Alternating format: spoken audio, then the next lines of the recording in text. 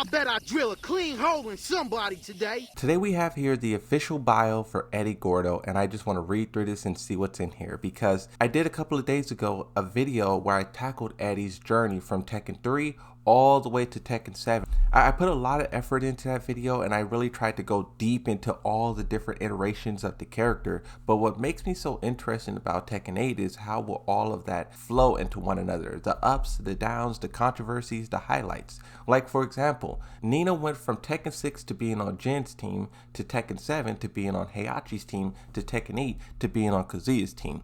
How will Eddy Gordo fit in all of that? And really highlighting the contrast between the two, or the comparison between these two. They even showed it in this trailer with their special interaction with one another. So you can just see how these two characters are being framed within the game. And I think his story is super important because one, it's going to give us kind of a look at what maybe could happen in terms of DLC, but then also it's just like, this is Eddy. Now, I do have to give some credit to High Buff Gigas. This is from the Japanese Tekken website, and High Buff Gigas translated it to English. By the way, on a side note, High Buff Gigas unblocked me for whatever reason. That's cool. I like that.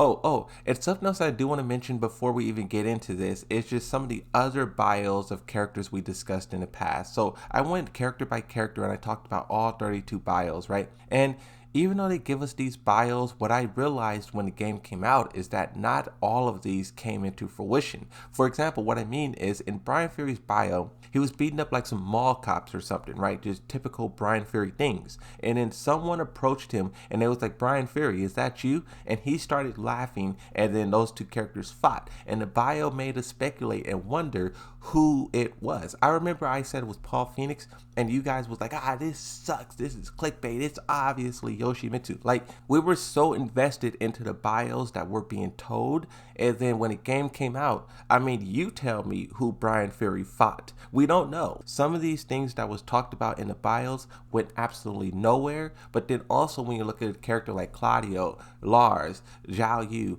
Alyssa, they absolutely turned into something greater. Another example that I'll give, and I just think this one's really cool, so I want to touch on it real briefly, but Li Xiaolan, in his bio, it talked about how combat was being deployed all over the world, and really he was supposed to help people, like if you need your groceries carried to the car, if you need some furniture moved around.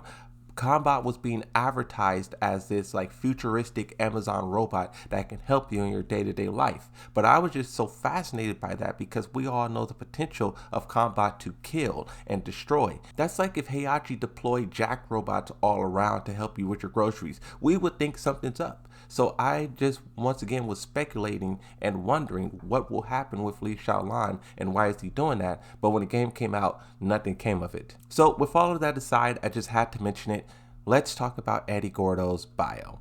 Eddy Gordo, a capoeira wielder who has devoted half of his life to revenge on his father's avenger, Kazuya Mishima, and has continued to hone his skills. However, when his master who taught him the art of capoeira succumbed to an incurable disease, Eddy pleaded with the help of Jin Kazama, the head of the Mishima Zaibatsu. As a condition of his teacher's treatment, Eddy is ordered to lead the special forces, Tekken, I believe it's supposed to be forces. And while he is unaware of his own crimes, he gets involved in sabotage. That's interesting. They make Eddy blind to what's going on. Like, I was highlighting this in the videos that I did, that in Tekken 6, Jin caused World War III. He is the villain. He is despicable. Miguel hates his guts. Kazuya was making fun of him for all of the chaos he caused. And I was saying Eddy is a part of that. But here they're trying to say that, he didn't know. Even though he was leading his own military whatever, he didn't know that all this stuff, that's a cop-out answer if you ask me. But it says he gets involved in sabotage. However, his mentor died in desperation, and he rushed through the Tekken crowd in the Millennium Tower of the company G Corporation. Although he defeated many G Corporation soldiers and reached Kazuya, he was defeated before the overwhelming forces. So this sounds like a retconning of Tekken 7. I don't know what they mean by involved in sabotage. I don't know what they mean by they kind of gloss over the fact that his mentor died in desperation. What does that mean? But then they say that Eddy made it to G Corp Tower, which happened in Tekken 7, and they say that he fought through all of the soldiers, all of the guards, and he reached Kazuya Mishima. In Tekken 7, he did that same exact thing, but he found Lucky Chloe instead, and she just trolled and made fun of him. So they're kind of retconning that to say, no, he actually did meet Kazuya. But once again, like I was highlighting in the video before, even if you do come face to face with the Mishimas, you're gonna lose. Eddy gets bodied in that instant. He was overwhelmed by the force. It says, will he die without being able to avenge himself or atone for his sins? It was Yoshimitsu who flew in from the sky and rescued Eddy, who was losing consciousness. Bro, Yoshimitsu is the GOAT. Yoshimitsu saved Zhao Yu when she was being beat up by the Mishima Zaibatsu. She was looking for Jin, and the Mishima Zaibatsu was like, hey, what are you doing here? We're gonna punch you. And then Yoshimitsu showed up to help her. Yoshimitsu also showed up to help Brian Fury. I think Brian Fury was just like causing chaos and he bit off more than he could chew, but Yoshimitsu showed up to save him again. Yoshimitsu is just the go-to person whenever someone's about to die.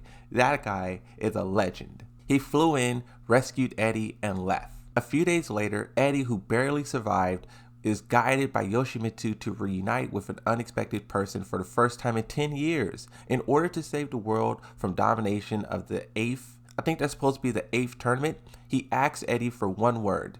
No matter what hardships you face, you can get back on your feet, Eddy said, and he has subjected himself to rigorous training in order to regain his pride. So who did Yoshimitsu guide him to? What character has Eddy not seen since 10 years? While reflecting on the teachings of his master, the philosophy of the freedom-loving capoeira, he spent his days refining numerous techniques into new form. Reflecting on his past self in the process, Eddy eventually comes up with an answer. Not for revenge, but fighting to save more people. This is also something that I was highlighting in that video.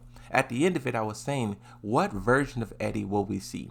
Someone who is driven by revenge, someone who is driven by loyalty, or someone who just want to be good now? And that's what they're going with, right? It was the obvious answer, but I think a revenge-driven Eddy would have been pretty fire. But he already faced Kazuya and lost, or at least his forces. So now, I don't want to say the revenge is over, but he's just kind of looking at it from a better perspective. Because thinking about it, going in to fight Kazuya alone, Tekken 8 showed us that not even Jin could do that. Kazuya wiped them all over the floor in New York City, so Eddy didn't stand a chance. Let's read the final sentence. It says, that is how I would return my gratitude to my father and my teacher, and how my journey of redemption begins. So they really don't say anything about like June or Reina. They really don't give us an idea of if this happens before Tekken 8 or if this happens like kind of during Tekken 8, because Yoshimitsu's missing during the main story of Tekken 8. So maybe he's missing because he's busy saving Eddy and training Eddy and working with Eddy and all that stuff. Who knows, right?